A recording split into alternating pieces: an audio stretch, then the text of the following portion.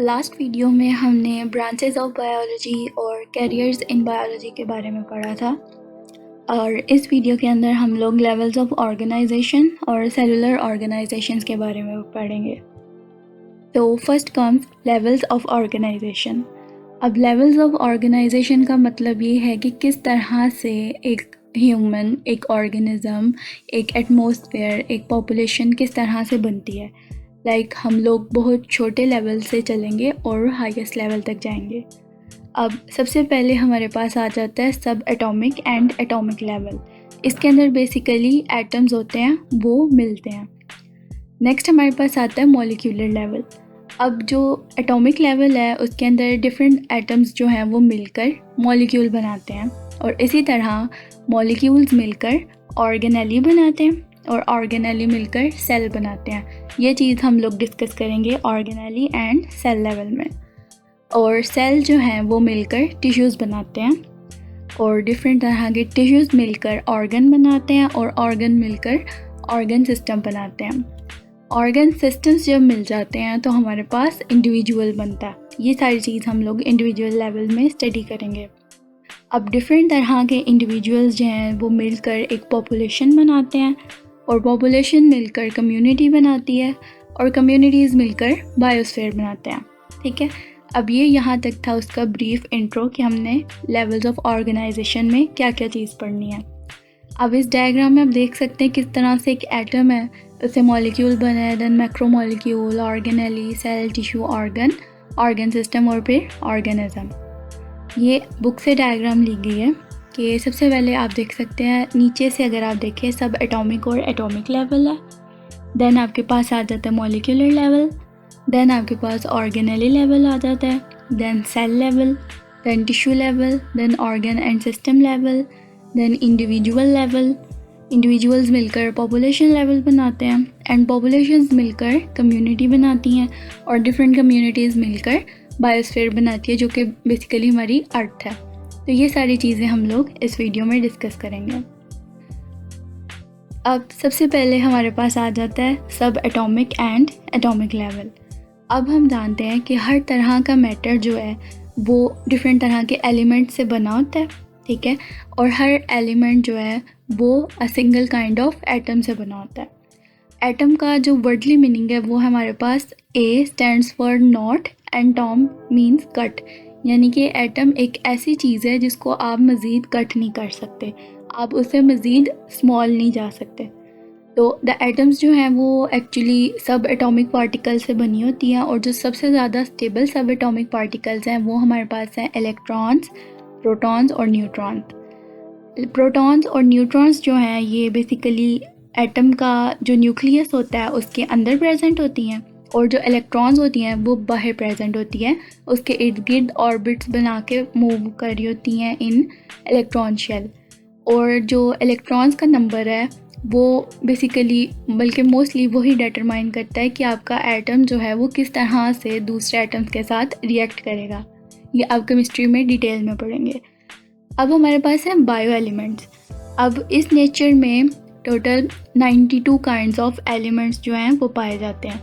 इन 92 elements में से 16 elements ऐसे हैं जिनको हम लोग बायो एलिमेंट्स कहते हैं। इनको हम बायो एलिमेंट्स इसलिए कहते हैं क्योंकि ये हमारी लिविंग ऑर्गेनिज्म का बॉडी मास बनाने में हेल्प आउट करते हैं। अब इन 16 बायो एलिमेंट्स में से जो उनसे 6 एलिमेंट्स हैं oxygen, carbon, hydrogen, nitrogen, calcium and phosphorus, ये मिलकर 99% जो है बॉडी का मास बनाते हैं और बाकी का जो 1% मास है वो बाकी के 10 बायो एलिमेंट्स बनाते हैं। ये हमारे पास है potassium, sulphur, calcium, sodium, magnesium और हमारे पास आ जाता है आयरन, कॉपर, मैंगनीज, जिंक और आयोडीन। ये सब 1% बनाते हैं बॉडी मास का। अब इस डायग्राम में आप देख सकते हैं ये जो थे 99% जो मेजर बायो एलिमेंट्स थे वो उनमें से ऑक्सीजन जो है वो सबसे ज़्यादा पाई जाती है जो कि है 65%।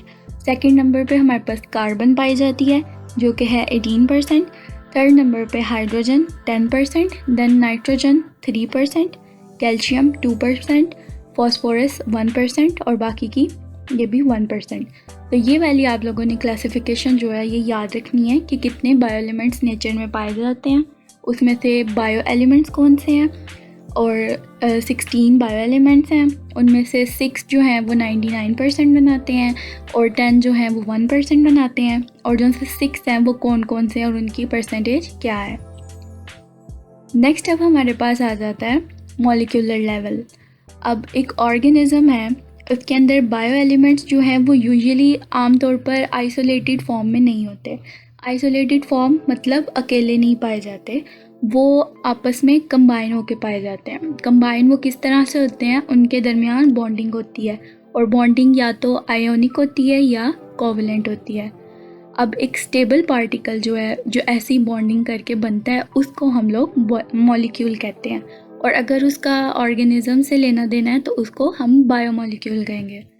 अब एक ऑर्गेनिज्म जो है उसके अंदर hundreds of different types of biomolecules जो हैं वो पाए जाते हैं। ये मॉलिक्यूल्स बेसिकली बिल्डिंग मटेरियल होता है और ये मतलब कि एक इसकी अपनी ग्रेट वैरायटी है और कम्प्लेक्सिटी है, क्योंकि हर एक अपनी अपनी स्पेसिफ़िक तरीके से अपनी अपनी स्पेसिफ़िक अरेंजमेंट के हिसाब से एक दूसरे के साथ जुड़ा होता है, उनकी बॉन्डिंग हुई होती है। बायोमॉलिक्यूल्स को हम लोग क्लासिफाई करते हैं 2 टाइप्स में, माइक्रोमॉलिक्यूल्स और मैक्रोमॉलिक्यूल्स। माइक्रोमॉलिक्यूल्स बेसिकली वो वाले मॉलिक्यूल्स होते हैं जिनका मॉलिक्यूलर वेट जो है वो लो होता है, कम होता है, जैसे कि ग्लूकोज, वाटर। और मैक्रोमॉलिक्यूल्स वो वाले मॉलिक्यूल्स होते हैं जिनका मॉलिक्यूलर वेट जो है वो हाई होता है, जैसे कि स्टार्च, प्रोटीन्स, लिपिड्स। तो इनकी डेफिनेशन और इनके साथ इनकी एग्जांपल्स ये इम्पोर्टेंट है। आपको पता होना चाहिए कि माइक्रोमॉलिक्यूल्स क्या हैं और मैक्रोमॉलिक्यूल्स क्या हैं। अब मॉलिक्यूल की प्रॉपर डेफिनेशन ये है कि एक मॉलिक्यूल जो है ये एक कंपाउंड का स्मॉलेस्ट पार्ट होता है और हर मॉलिक्यूल के अंदर वो सारी प्रॉपर्टीज़ मौजूद होती हैं जो कि एक कंपाउंड की हैं। ठीक हो गया। अब नंबर 3 पे हमारे पास आ जाता है organelle and cell level. Organelle and cell level में अब हम डिस्कस कर रहे हैं कि बायोमॉलिक्यूल्स जो होते हैं वो एक दूसरे के साथ एक पार्टिकुलर वे में जुड़ते हैं, ठीक है, उनकी बॉन्डिंग होती है और वो ऑर्गेनेलीज बनाते हैं। अब ऑर्गेनेलीज जो है ये बेसिकली सेल का सब सेलुलर स्ट्रक्चर है, ठीक है। इनके अपने अपने डिफरेंट फंक्शन होते हैं और जब डिफरेंट ऑर्गेनेलीज आपस में जुड़ती हैं, आपस में असेंबल होती हैं, तो ये हमारे पास यूनिट ऑफ लाइफ जिसको हम लोग सेल कहते हैं वो बनाती है। हर तरह की ऑर्गेनेली जो है उसका अपना एक स्पेसिफिक फंक्शन होता है। फॉर एग्जांपल माइटोकॉन्ड्रिया, ये हमारे पास एक ऑर्गेनेली है, इसका अपना एक स्पेशलाइज्ड टास्क होता है कि इसने सेलुलर रेस्पिरेशन करवानी होती है। इसके अलावा दूसरी ऑर्गेनेली है हमारे पास राइबोसोम्स, और राइबोसोम्स का काम ये होता है कि उन्होंने प्रोटीन सिंथेसिस करवानी होती है। इस तरह से सेल जो है वो मतलब कि अपना प्रॉपर फंक्शन जो है वो करता है अपने इन स्पेशलाइज्ड स्ट्रक्चर्स जिनको हम ऑर्गेनेलीज कहते हैं उनकी मदद से। और ये एक एग्जांपल है कि सेल के अंदर किस तरह से उसने अपना लेबर, अपना जो सारा काम है उसको डिवाइड किया हुआ है। अब प्रोकैरियोट्स और प्रोटिस्ट, इन मोस्टली ऑर्गेनिज्म के अंदर सिर्फ सिंगल सेल पाया जाता है और बाकी के जो है एनिमल्स, प्लांट्स, फंजाई, ये मैंने पहले ही बताया था कि ये मल्टी सेलुलर ऑर्गेनिजम्स होते हैं। तो इनके अंदर मल्टीपल सेल्स पाए जाते हैं, trillion cells, up two trillion cells. Number 4 पर हमारे पास आ जाता है टिश्यू लेवल। टिश्यू, अब जब मल्टी सेलुलर ऑर्गेनिजम्स की बात करें तो उसके अंदर हमने बोला था कि मल्टीपल सेल्स पाए जाते हैं, अप टू ट्रिलियन सेल्स। अब ये सेल्स में से वो वाले सेल्स जिनका सिमिलर फंक्शन है, यानी कि वो एक जैसा काम कर रहे हैं, वो एक ग्रुप में डिवाइड हो जाते हैं। अब यानी कि सेल्स के ग्रुप्स बन जाते हैं जो कि एक जैसा काम कर रहे हैं, उन ग्रुप्स को हम लोग टिश्यू का नाम देते हैं। तो इजी वर्डिंग में अगर टिश्यू की डेफिनेशन बोलें तो it is a group of similar cells specialized for the performance of a common function. Mean के टिश्यू एक ऐसे ग्रुप ऑफ सिमिलर सेल्स को कहते हैं जो कि एक वक्त में एक जैसा ही स्पेशल टास्क परफॉर्म कर रहे हैं। अब हर सेल जो टिश्यू के अंदर पाया जाता है, अच्छा, अब वो टिश्यू का तो फंक्शन परफॉर्म कर रहा है, लेकिन हर सेल का उसका अपना लाइफ प्रोसेस होता है। उसने अंदर अपना माइटोकॉन्ड्रिया जिसने सेलुलर रेस्पिरेशन करवानी है, उसके अपने राइबोसोम्स है जिसने प्रोटीन सिंथेसिस करवानी है, यानी कि वो अपना पर्सनल प्रोसेस भी लेके चलता है और इसके साथ साथ जो टिश्यू का जो उसका पूरा ग्रुप वर्क है उसको भी साथ लेके चलता है। अब प्लांट टिश्यू के अंदर डिफरेंट टाइप्स के आ जाते हैं, जैसे एपिडर्मल टिश्यूज़ हो गए, ग्राउंड टिश्यूज़ हो गए, और एनिमल टिश्यूज़ में भी डिफरेंट टाइप के टिश्यूज़ आ जाते हैं, जैसे नर्वस टिश्यू, मस्कुलर टिश्यू। तो यहाँ तक था टिश्यू लेवल। नेक्स्ट हमारे पास आ जाता है organ and organ system level. Organ, अब बेसिकली अब हमने बोला है हायर मल्टी सेलुलर ऑर्गेनिजम्स जो हैं उनके अंदर मल्टीपल सेल्स पाए जाते हैं। अब वो मल्टीपल सेल्स मिलकर टिश्यू बनाते हैं। अब जो टिश्यूज़ जिनका फंक्शन एक दूसरे के साथ रिलेट कर रहा हो वो एक साथ जुड़ जाते हैं और एक यूनिट बनाते हैं जिसको हम ऑर्गन कहते हैं। तो इजी वर्डिंग में हम ऐसे कह सकते हैं कि सिमिलर सेल्स मिलकर टिश्यू बनाते हैं और सिमिलर टिश्यूज़ मिलकर ऑर्गन बनाते हैं। अब different tissues of an organ specific function perform करते हैं। ये फंक्शन जो है ये कलेक्टिवली उस ऑर्गन का फंक्शन बन जाता है। फॉर एग्जांपल, अब एग्जांपल के साथ इसको समझते हैं। आपका ऑर्गन है एक स्टमक। अब स्टमक का हमें पता है इसका काम क्या है। इसका काम है डाइजेशन करना हमारी प्रोटीन्स की जो फूड में होती हैं, इसके अलावा फूड को स्टोर करना। अब इसके अंदर दो मेजर टाइप ऑफ टिश्यूज़ पाए जाते हैं जो कि स्टमक को इसका प्रोसेस करने में हेल्प आउट करते हैं। एक हमारे पास पाए जाते हैं एपिथेलियल टिश्यूज़, दूसरे आते हैं इसमें मस्कुलर टिश्यूज़। एपिथेलियल टिश्यूज़ को हम लोग ग्लैंडुलर टिश्यू भी कहते हैं क्योंकि इसका काम क्या है, इसने अंदर स्टमक के अंदर गैस्ट्रिक जूस जो है उसको सिक्रेट करना है। ये गैस्ट्रिक जूस जो है ये बेसिकली क्या करता है, ये हमारी जो प्रोटीन्स हैं उनकी डाइजेशन करवाता है। सेकंड पे हमारे पास आ जाता है मस्कुलर टिश्यू। मस्कुलर टिश्यू का ये काम है, अब वो मसल्स हैं तो उसने स्टमक वॉल्स की कॉन्ट्रैक्शंस करवानी है, जिससे क्या होगा, फूड जो होगा अंदर ग्राइंड होगा और उसके अंदर फूड जो है उसको मूव आउट होने में हेल्प होगी टू द पोस्टीरियर एंड। तो इस तरह से हम कह सकते हैं ये दो टिश्यूज़ जो थे ये इनका मतलब कि लिंक्ड था आपस में, इनके रिलेटेड फंक्शंस थे, तो इन्होंने मिलकर एक ऑर्गन बनाया जिसको हमने स्टमक का नाम दिया। तो ये हमारी हेल्प करता है in the digestion of food. अब नेक्स्ट, अब ये था organ and organ system level. Organ हमने डिस्कस कर लिया। नेक्स्ट हमारे पास है ऑर्गन सिस्टम। अब मल्टी सेलुलर ऑर्गेनिजम्स में ऑर्गन सिस्टम पाया जाता है। ये सारी चीज़ें टिश्यूज़, ऑर्गन, ऑर्गन सिस्टम उनमें हैं जो मल्टी सेलुलर हैं। जो सिंगल सेलुलर ऑर्गेनिजम्स होते हैं उनके अंदर ये चीज़ नहीं पाई जाती। अब डिफरेंट तरह के ऑर्गन्स जो हैं जिनका आपस में रिलेटेड फंक्शन है वो जब एक दूसरे के साथ मिल जाएं तब हमारे पास ऑर्गन सिस्टम बनता है। अब ऑर्गन सिस्टम में ये होता है कि हर ऑर्गन अपना स्पेसिफिक फंक्शन लेके चलता है और इस तरह से जब सारे ऑर्गन्स अपना इकट्ठे होकर फंक्शन परफॉर्म करते हैं तो वो मिलकर एक ऑर्गन सिस्टम बनता है। अब यहाँ पे हम एग्जांपल ले लेते हैं डाइजेस्टिव सिस्टम की। अब डाइजेस्टिव सिस्टम जो है ये एक ऑर्गन सिस्टम है और इसने डाइजेशन करवानी है। अब इसके अंदर मेजर ऑर्गन्स जो पाए जाते हैं वो कौन कौन से, हमारे पास ओरल कैविटी आ जाती है जिसके ज़रिए हमने खाना मुंह में डालते हैं। देन स्टमक आ जाता है जिसने उसकी ग्राइंडिंग करवानी है। देन हमारी स्मॉल इंटेस्टाइन आ जाती है, लार्ज इंटेस्टाइन आ जाती है, लिवर आ जाता है, पेनक्रियाज आ जाती हैं। तो ये सारी मिलकर हमारा डाइजेशन सिस्टम बनाती हैं। ये सारी ऑर्गन्स हेल्प आउट करती हैं in the process of digestion.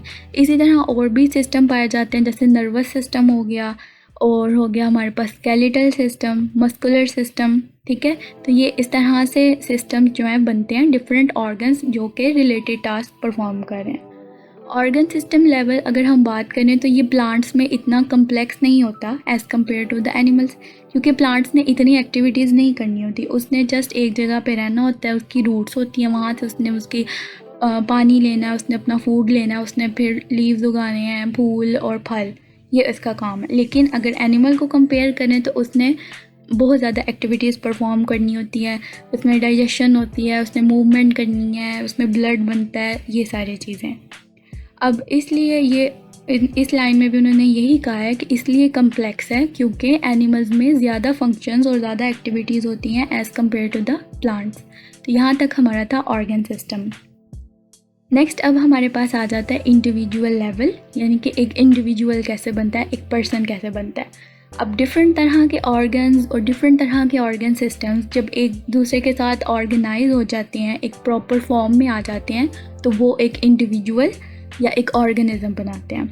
अब ये ऑर्गेनिज्म जो है ये अपनी मर्ज़ी से फंक्शन करता है, प्रोसेस करता है, इसके अंदर डिफरेंट तरह की एक्टिविटीज़ होती हैं, डिफरेंट ऑर्गन सिस्टम काम कर रहे होते हैं, लेकिन क्या होता है, ये सारा प्रोसेस जो है कोऑर्डिनेटेड होता है, कोऑर्डिनेशन होती है हर सिस्टम के दरमियान।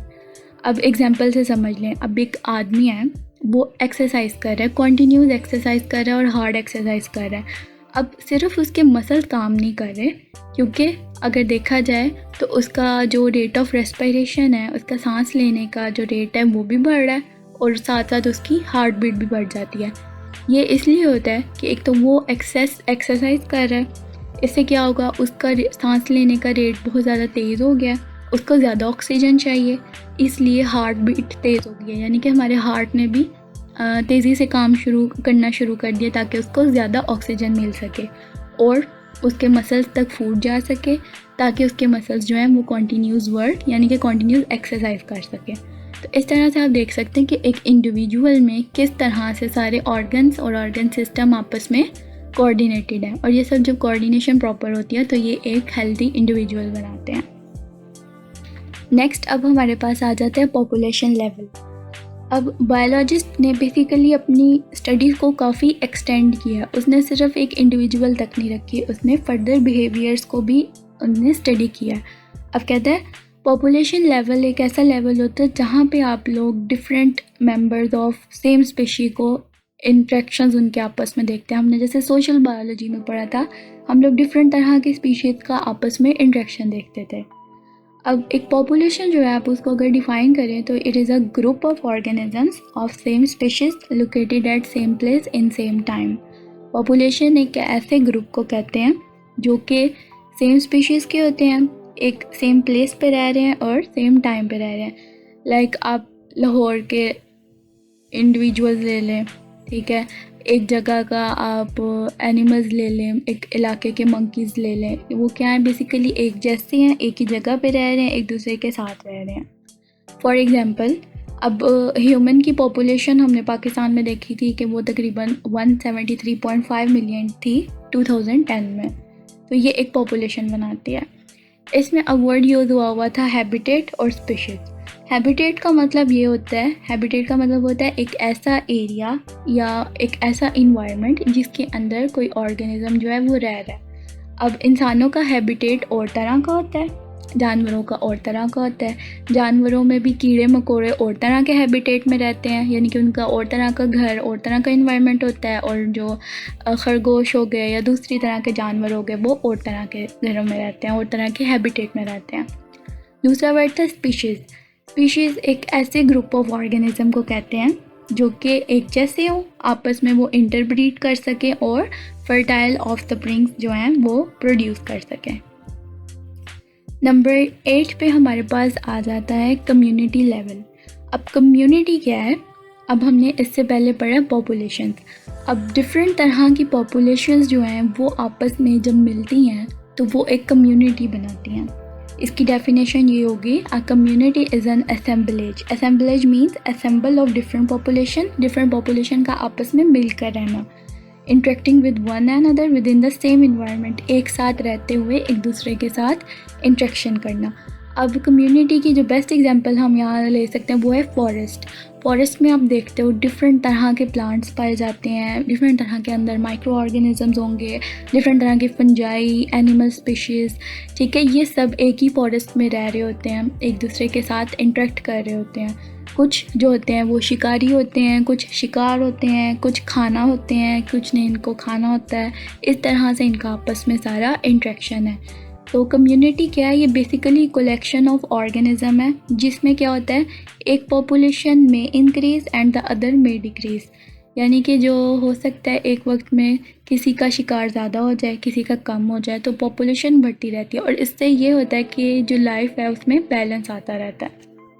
अब कुछ कम्युनिटीज़ होती हैं वो बहुत ज़्यादा कम्प्लेक्स होती हैं, जैसे एक फॉरेस्ट कम्युनिटी ले लो या पॉन्ड कम्युनिटी। कम्प्लेक्स इस लिहाज से क्योंकि इसमें मल्टीपल ऑर्गेनिजम्स पाए जाएंगे बहुत से तो ऐसे होते हैं जिनको हम जान भी नहीं पाते। अब फॉरेस्ट में डिफरेंट तरह के एनिमल्स पाए जाते हैं। पॉन्ड कम्युनिटी, पानी के अंदर डिफरेंट तरह की फ़िशेस, पानी वाले जानवर डिफरेंट तरह के होते हैं, तो इसलिए हम कहते हैं कि ये कम्प्लेक्स कम्युनिटीज़ में आता है। एंड कुछ कम्युनिटीज़ ऐसी होती हैं जो कि बहुत ज़्यादा सिंपल होती हैं। फॉर एग्ज़ाम्पल एक फॉलन लॉग है, उसके अंदर डिफरेंट पॉपुलेशन पाई जाती हैं। अब क्या क्या हो सकती हैं, अब एक लकड़ी है वो गिरी हुई है, उसमें डिफरेंट तरह के कीड़े रह सकते हैं, लेकिन हम ये पता है कि कीड़े ही हैं सारे, तो वो सिंपल कम्युनिटी में आती है। तो ये आपको डिफरेंस एग्जांपल के साथ आना चाहिए कि कम्प्लेक्स कम्युनिटी में कौन सी आ सकती हैं और सिंपल कम्युनिटीज़ में कौन सी आ सकती हैं। सिंपल कम्युनिटी में ये होता है कि उनका नंबर और साइज़ ऑफ पॉपुलेशन लिमिटेड होती है, यानी कि आप सारा देख के उसको बता सकते हो, प्रॉपर क्वांटिटी उसकी कर सकते हो। लेकिन कम्प्लेक्स में आपको ज़रूरी नहीं है कि हर चीज़ पता लगे। तो इसलिए अब सिंपल कम्युनिटी जो है उसका तबाह होने का ज़्यादा ख़तरा होता है, क्योंकि उसमें अगर कोई भी चेंज आ जाए, बायोटिक फैक्टर भी हो या एबायोटिक फैक्टर हो। बायोटिक मीन्स कोई ऑर्गेनिज्म वाला फैक्टर हो, कोई एनिमल हो सकता है, कोई इंसान भी हो सकता है, वो हो सकता है वो उस लकड़ी को हटा दे, या कोई जानवर है वो उसको हटा दे, ख़राब कर दे, इस तरह से। और एबायोटिक फैक्टर्स जो कि नॉन लिविंग फैक्टर्स हैं, जैसे कोई आंधी आ जाए, तूफ़ान आ जाए, बारिश आ जाए, तो ये सारी चीज़ें क्या हैं, ये सिंपल कम्युनिटी को बहुत ज़्यादा इफ़ेक्ट करती हैं। इनका इतना ज़्यादा इफ़ेक्ट कम्प्लेक्स कम्युनिटी पे नहीं आता। तो यहाँ तक हो गया कम्युनिटी लेवल। नंबर 9 जो और फाइनल लेवल है वो हमारे पास है बायोस्फीयर लेवल। अब बायोस्फीयर लेवल बेसिकली है पार्ट ऑफ अर्थ के ऊपर आप देख सकते हो डिफरेंट तरह की कम्युनिटीज़ जो हैं वो एक साथ रह रही हैं, और डिफरेंट तरह की कम्युनिटीज़ जब एक साथ रहती हैं तो वो एक बायोस्फीयर बनाती हैं। तो earth is an example of biosphere. इसके अंदर हर तरह के इकोसिस्टम्स आ जाते हैं। इकोसिस्टम्स बेसिकली उन एरिया को कहते हैं जहाँ पे लिविंग ऑर्गेनिजम्स रहते हैं और वो नॉन लिविंग ऑर्गेनिज्म या नॉन लिविंग चीज़ों के साथ इंटरेक्ट करते हैं, उसको हम लोग इकोसिस्टम कहते हैं। और इस चीज़ को हम लोग as a zone of life on earth भी कहते हैं। तो यहाँ तक हमारे थे लेवल्स ऑफ ऑर्गेनाइजेशन। नेक्स्ट अब हमारे पास स्टार्ट हो जाते हैं सेलुलर ऑर्गेनाइजेशंस। अब एक ऑर्गेनिज़म्स की बात करें तो आप ऑर्गेनिज़म को 5 मेजर ग्रुप्स में डिवाइड कर सकते हैं। सबसे पहले आ जाते हैं prokaryotes, then protists, then fungi, then plants and animals. अब हमने ये चीज़ पढ़ी है कि each organism is made up of cells. हर जानदार सेल से बना है। हमारा बेसिक यूनिट ऑफ लाइफ जो है वो सेल है। अब सेल जो है, अब वो उन पे डिपेंड करता है, वो सिंगल सेल से भी बन सकते हैं, मल्टीपल सेल से भी बन सकते हैं, या उनमें कॉलोनीज़ बन सकती हैं, तो वो हम चीज़ देखेंगे। अब सेल्स जो है ना वो बेसिकली 2 टाइप के होते हैं। एक होते हैं प्रोकैरियोटिक सेल्स और एक होते हैं यूकैरियोटिक सेल्स। इनमें डिफरेंस होता है। प्रोकैरियोटिक सेल्स जिन ऑर्गेनिजम्स में पाए जाएंगे उनको हम लोग प्रोकैरियोट्स कहेंगे या प्रोटिस्ट्स कहेंगे, और जो सी दूसरी टाइप है यूकैरियोटिक सेल्स, वो जिस ऑर्गेनिज्म में पाए जाते हैं उनको हम यूकैरियोट्स कहते हैं। और इसकी मोस्टली एग्जांपल है एनिमल्स, प्लांट्स, फंजाई। अब सेल को हम लोग समझने के लिए उसके 3 वे में उसको हम लोग डिवाइड कर देते हैं। अब सेल्स जो हैं वो जानदार में या तो यूनिसेलुलर होते हैं, या कॉलोनियल फॉर्म में होते हैं, या मल्टी सेलुलर फॉर्म में होते हैं। अब जिनके अंदर यूनिसेलुलर होते हैं उनको हम लोग यूनिसेलुलर ऑर्गेनिजम्स कहते हैं। जिनमें कॉलोनीज़ बनती हैं उनको कॉलोनियल ऑर्गेनिजम्स कहते हैं। जो मल्टी सेलुलर होते हैं जैसे कि ह्यूमंस, एनिमल्स, उनको हम लोग मल्टी सेलुलर ऑर्गेनिजम्स कहते हैं। अब इनको हम 1 बाय 1 एक्सप्लेन कर लेते हैं ताकि हमें समझ आ जाए। अब सबसे पहले हमारे पास आ जाता है यूनिसेलुलर ऑर्गेनिज्म। यूनिसेलुलर ऑर्गेनिजम्स, इसके वर्ड से पता लग रहा है यूनिसेलुलर। यूनि मीन्स 1, यानी कि ये ऑर्गेनिज्म जो है ये सिर्फ 1 सेल से बना है। अब क्या है, एक ही सेल पे इसकी पूरी ज़िंदगी की सारी लाइफ एक्टिविटीज़ जो हैं वो डिपेंड कर रही होती हैं। और इसकी एग्जांपल में हमारे पास आ जाता है अमीबा, पैरामीशियम, यूजेलिना। एग्जांपल्स इंपॉर्टेंट है। अगर आपने डेफिनेशन में या शॉर्ट क्वेश्चन में फुल नंबर गेन करने हैं तो आपने ज़रूर एग्जांपल देनी है। 1 नंबर आप डेफिनेशन का कंसीडर कर लें और 1 नंबर आप एग्जांपल्स का कंसीडर कर लें। सेकंड पे हमारे पास आ जाते हैं कॉलोनियल ऑर्गेनिजम्स। अब इसके नाम से पता लग रहा है ये कॉलोनीज़ बनाते हैं। इसमें क्या होता है, बहुत से यूनिसेलुलर ऑर्गेनिजम्स होते हैं, यानी कि बहुत से ऐसे ऑर्गेनिजम्स जिनमें 1 सेल है, वो क्या करते हैं, वो एक दूसरे के साथ रहना शुरू कर देते हैं कॉलोनीज़ बना के। लेकिन उनमें ये नहीं है कि वो एक दूसरे के साथ मिलकर काम करेंगे, यानी कि they do not have any division of labour among them. अब इसमें ये चीज़, और हर यूनिसेलुलर ऑर्गेनिज्म जो है वो कॉलोनी में जो रहता है उसकी अपनी एक ज़िंदगी है, ठीक है। उसने अपना उसका लाइफ साइकिल है, अपनी उसने प्रोसेसेस परफॉर्म करना है, वो किसी दूसरे सेल पे डिपेंड नहीं कर रहा। बस इसमें एक यही चीज़ है कि ये कॉलोनीज़ में रहते हैं। और इसकी एग्जांपल हमारे पास है वॉलवॉक्स। ये एक ग्रीन एल्जे है जो कि मोस्टली वाटर के अंदर होता है, और इसके अंदर आप कॉलोनियल ऑर्गेनाइजेशन जो है देख सकते हैं, यानी कि 100 ऑफ वॉलवॉक सेल्स जो हैं वो आपस में मिलकर एक कॉलोनी की फॉर्म में रह रहे होते हैं, लेकिन ये एक दूसरे पर डिपेंडेंट नहीं होते। थर्ड टाइप हमारे पास आ जाती है multi cellular organisms. Multi cellular organization हमने पढ़ी थी कि इसमें सेल्स जो हैं उनमें मल्टीपल सेल्स पाए जाते हैं, ठीक है। डिफरेंट तरह के सेल्स हैं, वो अगर सिमिलर टास्क करते हैं टिश्यूज़ बन जाते हैं। टिश्यूज़ जो एक दूसरे से मिलते जुलते हैं वो ऑर्गन्स बनाते हैं, ऑर्गन्स मिलकर ऑर्गन सिस्टम बनाते हैं। तो इसके अंदर हम लोग 2 एग्जांपल्स डिस्कस करेंगे, एक एनिमल की और एक प्लांट की, फ्रॉग एंड मस्टर्ड। अब मल्टी सेलुलर ऑर्गेनिज्म में हमारे पास जो प्लांट की एग्जांपल है वो है मस्टर्ड प्लांट। मस्टर्ड प्लांट को हम लोग उर्दू ज़ुबान में सरसों का पौधा भी कहते हैं, और साइंटिफिक नेम इसका ब्रेसिका कैम्पेस्ट्रिस है। अब मैंने आपको ब्रांचेस ऑफ बायोलॉजी में पढ़ाया था टेक्सोनोमी के बारे में। तो टेक्सोनोमी में हम लोग क्या करते थे, हम हर जानदार को एक साइंटिफिक नेम देते थे। तो मस्टर्ड प्लांट का जो साइंटिफिक नेम है वो है ब्रेसिका कैम्पेस्ट्रिस। ये क्या करते हैं, आप इसको सर्दियों में बोते हैं और ये सर्दियों के एंड तक जो है वो अपने सीड्स वगैरह जो हैं वो बना लेते हैं। इसकी जो प्लांट बॉडी है उसको हम लोग एज अ वेजिटेबल यूज़ करते हैं। हम लोग सरसों का साग वगैरह जो है वो पकाते हैं, और उसके जो सीड्स हैं उसको हम लोग यूज़ करते हैं ऑयल को एक्सट्रैक्ट करने के लिए। अब आप इस बॉडी के जो ऑर्गन्स हैं उनको 2 ग्रुप्स में डिवाइड कर सकते हो। एक आप ले सकते हो एक सेक्सुअल प्रोडक्शन वाले पार्ट्स और एक नॉन सेक्सुअल प्रोडक्शन पार्ट्स।